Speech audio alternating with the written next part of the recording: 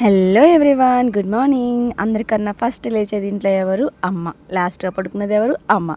So ఈరోజైతే రోజులాగానే ముందైతే లేసేసాను. ఇక్కడ వచ్చేసి శనగలు అయితే నానబెట్టుకున్నాను.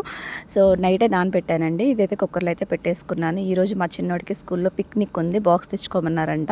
సో అందుకని కొంచెం ఎర్లీగా లేసాను. ఓ పక్కన రైస్ అండ్ ఎగ్స్ అయితే పెట్టేసుకున్నా. వాడికి ఇష్టమని చికెన్ బ్రెస్ట్ స్నాక్, అలాగే పొటాటో బజ్జీ అయితే చేసుకున్నాను నేను.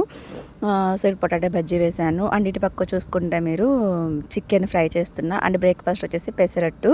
ఆల్రెడీ నైటే నేను చట్నీ రెడీ చేసుకుని వాడికైతే బాక్స్ అయితే పెట్టేసాను. 8:15 కల్లా స్కూల్లో అయితే ఉండమని చెప్పారంట.